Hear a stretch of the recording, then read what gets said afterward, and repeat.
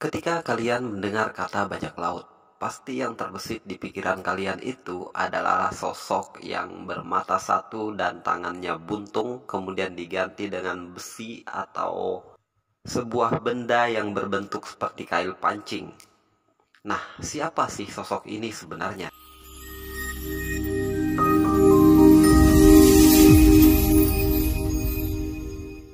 Assalamualaikum warahmatullahi wabarakatuh. Selamat datang kembali di Al-Qasam Channel. Apa kabar kalian hari ini? Saya doakan semoga kalian sehat selalu. Di video kali ini kita akan bahas hal yang sangat menarik, yaitu tentang sosok bajak laut yang sudah sering digambarkan di dalam beberapa film, kartun, dan berbagai cerita. Baru-baru ini ada sebuah teori konspirasi yang mencuat. Teori ini disampaikan oleh seorang ustadz yang berasal dari Bandung, yaitu Ustadz Rahmat Baikani. Semoga Allah merahmati beliau. Kitalah bajak laut. Lihat, matanya tertusuk, dia tutup. Tangannya tetanus karena disalib, diganti dengan, dan lihat benderanya, Golgotha. Jadi siapa? Jack Sparrow, the pirate from Caribbean. Nah, sebenarnya teori ini tuh udah disampaikan beliau mungkin sekitaran setahun yang lalu sih.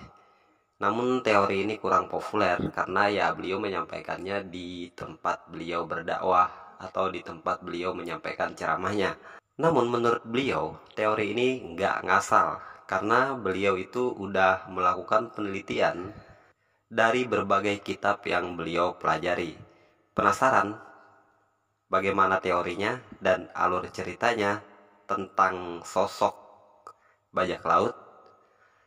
Terlebih dahulu, bagi kalian yang baru bergabung dengan channel ini, silahkan klik tombol subscribe, bunyikan notifikasinya, serta share ke teman-teman kalian agar mereka juga tahu apa yang kalian tahu.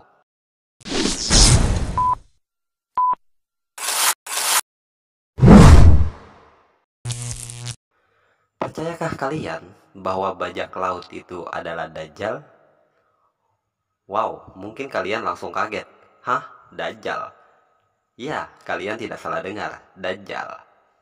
Saya yakin kalian itu tahu dan pernah mendengar kata Dajjal. Ya, sosok fenomenal yang ditunggu-tunggu kehadirannya oleh sebagian kaum dan sangat ditakuti kehadirannya oleh kaum muslimin. Bahkan, para rasul pun selalu memperingatkan umatnya agar berhati-hati dengan kedatangan si Dajjal ini. Bagaimana ceritanya Dajjal bisa dikait-kaitkan dengan sosok bajak laut? Ustadz Rahmat Baikani menyampaikan tentang penelitian beliau di dalam sebuah khutbahnya. Jadi, nama asli Dajjal sebenarnya itu adalah Samiri. Memang di dalam Al-Quran nama Dajjal itu tidak ada. Tidak pernah disebutkan oleh Allah di dalam kitabnya. Namun nama Samiri pernah disebut di dalam kitab Al-Quran saat Allah menceritakan peristiwa Nabi Musa alaihissalam setelah lolos dari kejaran Fir'aun. Siapa sebenarnya Samiri ini? Jadi Samiri ini adalah sosok yang dilahirkan dari sepasang suami istri, yang mana sepasang suami istri ini sama-sama dilahirkan dari orang tua yang kawin inses atau perkawinan sedarah. Jadi bapaknya si Samiri ini itu lahir dari perkawinan sedarah dan ibunya pun demikian. Sedangkan kelahiran si Samiri ini lahir dari rahim ibunya. Nah, pada saat proses pembuahannya itu adalah pada saat ibunya sedang datang bulan. Mungkin kalian kaget. Namun itulah kenyataannya. Memang itu agak tidak masuk akal. Namun penelitian membuktikan itu memungkinkan, tapi itu sangat jarang terjadi. Nah, setelah si Samiri ini lahir, ternyata dia itu lahir dengan keadaan cuma tidur dan gak pernah bangun selama 5 tahun. Kerjanya tidur aja. Dan tentunya dia tidak meminum ASI dari ibunya, sehingga ibunya mengalami penyakit kanker dan meninggal. Nah, pada saat dia berumur 5 tahun pun, ternyata di tengah malam tuh dia bangun, kemudian merangkak ke sebuah patung yang dianggap Tuhan oleh bangsanya. Kemudian ia tidur di pangkuan sang patung. Lalu, pada saat di pagi hari, kebetulan di sana itu lagi diadakan sebuah perayaan dan sang raja mencium bau tak sedap. Ternyata si Samiri ini buang air di pangkuan sang patung yang dianggap Tuhan tadi. Maka ayahnya pun ditangkap oleh sang raja karena dianggap melecehkan Tuhan mereka karena meletakkan anaknya di pangkuan sang patung. Padahal ternyata si Samiri ini merangkak sendiri di tengah malam. Kemudian ayahnya pun dipenjara sampai mati. Dan pada saat ayahnya sudah meninggal, kemudian si Samiri ini dirawat oleh sang raja. Namun kemudian bangsa mereka ditimpa suatu musibah, sehingga akhirnya Allah Subhanahu wa Ta'ala memerintahkan malaikat Jibril untuk membawa si bayi Samiri ke sebuah pulau terpencil. Dan sesampainya di sana dia ditempatkan di sebuah gua dan diutuslah binatang yang aneh, yaitu binatang yang berbadan besar dan penuh dengan bulu, untuk menjaga si bayi Samiri tadi. Dan si Samiri ini masih tetap seperti biasa, dia tuh cuma tidur-tiduran aja, nggak pernah bangun ya. Dia tuh cuman bangun buat makan aja lalu tidur lagi. Dan makanannya pun dijamin oleh malaikat Jibril. Jadi malaikat Jibril itu selalu datang ke gua tersebut untuk membawakan si Samiri ini makanan. Singkat cerita, setelah 100 tahun si Samiri ini berada di sebuah gua di sebuah pulau terpencil tersebut. Akhirnya dia itu bangun. Dan si Samiri ini itu diberi kecerdasan yang sangat luar biasa oleh Allah Subhanahu wa Ta'ala, sehingga pada saat dia bangun itu dia udah sangat cerdas sekali dan udah bisa bicara, walaupun kerjaannya selama ini tuh cuman tidur-tiduran aja. Kemudian pada saat dia bangun, dia melihat sebuah coretan di dinding gua tersebut. Lalu dia bertanya kepada makhluk yang selalu bersamanya. Lalu makhluk tersebut menjawab bahwa coretan tersebut adalah coretan dari malaikat Jibril, dan isi dari coretan tersebut adalah sebuah pelajaran tentang keesaan Allah. Kemudian setelah membaca tulisan dari malaikat Jibril yang ada di dinding gua tersebut, binatang yang selalu menemani si Samiri ini bertanya kepada Samiri, "Apakah engkau mengimani Allah?" Namun Samiri tidak menjawab. Lalu binatang ini bertanya lagi. Kemudian Samiri pun tidak menjawab sampai 3 kali. Lalu binatang ini pun pergi meninggalkan Samiri. Dan keesokan paginya dia pun datang kembali untuk menanyakan hal yang sama. Namun Samiri tetap enggan untuk menjawab. Sampai di hari ketiga, lalu Samiri pun menjawab, "Aku sudah paham apa yang dimaksud oleh malaikat Jibril. Apapun yang dia tulis di dinding ini, itu adalah tentang diriku. Akulah Tuhanmu," katanya. Maka binatang ini pun kaget dan dia berteriak sekencang mungkin sehingga membuat telinga Samiri mendengung kesakitan. Lalu dia pun pergi meninggalkan Samiri. Nah, setelah Samiri ditinggalkan oleh binatang tersebut, dia kemudian menebang pohon dan membuat sebuah rakit untuk menyeberangi lautan dan meninggalkan pulau tersebut. Jadi Samiri ini luar biasa ya. Kerjaannya tuh cuma tidur, bangun-bangun dia udah bisa bikin rakit. Kemudian dia pun mengembara meninggalkan pulau tersebut. Dan karena Samiri ini memiliki kecerdasan yang sangat luar biasa, dia pun selalu memiliki pengikut di setiap tempat yang ia singgahi, karena dia tuh memang selalu mengaku sebagai Tuhan. Sehingga sampailah dia ke kaumnya Nabi Musa. Nah, kaumnya Nabi Musa ini baru aja selamat dari kejaran Firaun.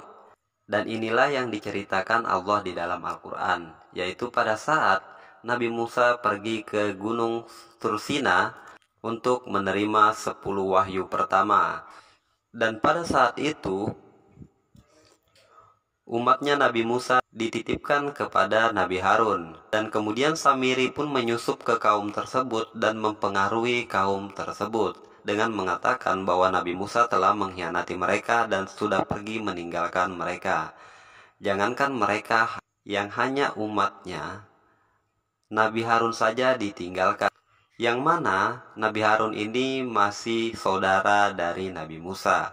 Sehingga banyak masyarakat atau kaumnya Nabi Musa ini sebagian besar terpengaruh dengan bujukan si Samiri. Sehingga mereka pun mau mengikuti kata-kata Samiri untuk membuat sebuah patung sapi untuk mereka sembah. Kemudian Nabi Musa pun diberitahu oleh Allah Subhanahu wa taala bahwa kaumnya sudah disesatkan. Maka Nabi Musa pun kembali ke kaumnya untuk memberi peringatan dan Samiri akhirnya diusir. Singkat cerita, Samiri pun mengembara lagi. Jadi setiap ada nabi yang diutus oleh Allah, dia pasti ada di sana untuk membuat kekacauan, untuk mempengaruhi agar tidak mengikuti nabi tersebut. Sehingga sampailah di zamannya Nabi Isa alaihissalam. Nah, di zamannya Nabi Isa alaihissalam ini, si Samiri ini kemudian mengganti namanya menjadi Yudas Iskariot. Nah, yang mana Yudas ini selalu berusaha untuk bertemu dengan Nabi Isa alaihissalam, namun selalu dihindari oleh Nabi Isa alaihissalam. Sehingga pada suatu ketika ia memaksa untuk datang ke kamarnya Nabi Isa alaihissalam, namun dicegah oleh murid kesayangan Nabi Isa alaihissalam, yaitu Barnabas. Kemudian Barnabas pun melapor kepada Nabi Isa bahwasanya Yudas ingin bertemu. Kemudian Nabi Isa menjawab, "Hai Barnabas, katakan kepada Yudas, sekarang bukan waktunya kami untuk bertemu." Dan kata-kata ini juga yang membuat Ustadz Rahmat Bekani meyakini kalau Samiri ini adalah Yudas Iskariot, dan meyakini juga kalau Yudas Iskariot ini adalah Dajjal. Jadi ini adalah orang yang sama. Lalu kemudian, pada saat itu Nabi Isa diburu oleh sang raja karena hasutan dari pendeta yang telah merubah ajaran Nabi Zakaria alaihissalam, karena merasa kedatangan Isa alaihissalam ini akan membongkar kebohongan mereka. Mereka itu telah merubah ajaran Nabi Zakaria, maka mereka pun mempengaruhi sang raja dengan mengatakan bahwasanya Nabi Isa alaihissalam ini adalah Tuhan yang menjelma menjadi manusia untuk menebus dosa manusia. Lalu kemudian akhirnya sang raja pun terpengaruh dan memburu Nabi Isa. Dan sang raja menjanjikan siapapun yang bisa menunjukkan posisi Nabi Isa, maka dia akan mendapatkan hadiah dari sang raja. Nah, karena si Yudas Iskariot alias Samiri alias Dajjal ini memerlukan harta untuk pengembaraannya, karena dia itu mau berkeliling dunia untuk mempengaruhi umat manusia agar mengakui bahwa dirinya adalah Tuhan, maka dia pun mendatangi sang raja dan mengatakan bahwa dia tahu di mana posisi Nabi Isa. Lalu pada saat sampai di persembunyian Nabi Isa, akhirnya rupanya atau para si Yudas Iskariot ini dirubah oleh Allah Subhanahu wa taala menyerupai muka Nabi Isa alaihissalam. Sedangkan Nabi Isa alaihissalam sudah diangkat oleh Allah Subhanahu wa taala ke langit. Sehingga Yudas Iskariotlah yang ditangkap oleh sang raja kemudian disalib. Nah, saat selesai disalib, kemudian jasad Yudas Iskariot ini dibawa ke sebuah tempat. Nah, di dalam proses pembawaannya itu masih dalam keadaan disalib. Nah, pada saat dibawa itu, sang raja selalu menusukkan pedangnya di perjalanan, sehingga salah satu tusukannya itu mengenai mata sang Dajjal atau Yudas Iskariot. Nah, itulah mengapa dari seluruh nabi yang diutus oleh Allah Subhanahu wa taala, hanya Nabi Muhammad SAW yang mengatakan bahwa Dajjal itu buta, karena proses kebutaannya itu adalah pada saat dia dibawa ke sebuah tempat untuk pemakamannya setelah disalib. Jadi harus kalian ketahui, sosok Dajjal yang katanya bermata satu itu matanya tetap dua, cuman buta satu. Nah, tahukah kalian di mana sih si Dajjal ini dikubur? Dia dikubur di sebuah tempat yang bernama Golgota atau Pulau Tengkorak. Kemudian ternyata murid kesayangan Nabi Isa alaihissalam yang bernama Barnabas itu tidak percaya kalau yang disalib ini adalah Nabi Isa alaihissalam. Sehingga 3 hari setelah proses pemakaman, dia datang ke Golgota untuk menggali makamnya Nabi Isa palsu tersebut. Lalu dia mendapati ternyata Nabi Isa palsu ini masih bernapas. Kemudian Barnabas membawanya ke sebuah gubuk untuk merawatnya. Jadi tidak ada yang tahu ya, kecuali si Barnabas. Kemudian setelah beberapa hari dirawat oleh Barnabas, si Nabi Isa palsu ini atau si Dajjal ini bangun. Dia sudah sehat. Kemudian mengatakan kepada Barnabas, "Aku adalah Isa." Tentu saja Barnabas tidak percaya. Kemudian Barnabas mengusirnya. Lalu mengembaralah sang Dajjal ini, sehingga dia di setiap tempat, di setiap pemukiman yang ia singgahi, ia selalu mendapatkan pengikut. Lalu kemudian dia meminta pengikutnya untuk membuat sebuah kapal yang sangat besar untuk mengarungi lautan dan melakukan perjalanan berkeliling dunia. Nah, kemudian para pengikutnya ini bertanya, "Kemana kita akan pergi, Tuanku?" "Kita akan keliling dunia." "Apa, Tuan? Kita akan keliling dunia?" "Mohon maaf, Tuan, bukan berarti saya kurang sopan. Kita keliling dunia, kita butuh logistik, kita butuh perbekalan." Hei, lihat di laut ini, lihat kapal-kapal itu. Apakah mereka berlayar tanpa perbekalan? Betul, Tuanku, kita bajak mereka, kita rampas perbekalan mereka. Kitalah bajak laut. Lihat, matanya tertusuk, dia tutup. Tangannya tetanus karena disalib, diganti dengan, dan lihat benderanya, Golgota. Jadi siapa? Jack Sparrow, the pirate from Caribbean. apakah teori ini benar adanya atau hanya cocok logi? Itu kembali kepada kalian masing-masing, mau percaya atau tidak. Lalu kemudian berlayarlah sang Dajjal beserta para pengikutnya untuk mengelilingi dunia dan merompak setiap kapal yang lewat untuk mendapatkan perbekalan, sehingga sampai ke segitiga Bermuda dan bertemu dengan iblis di kerajaan iblis, karena di segitiga Bermuda itu ada istana iblis. Dan disitulah mereka melakukan perjanjian untuk menyesatkan manusia.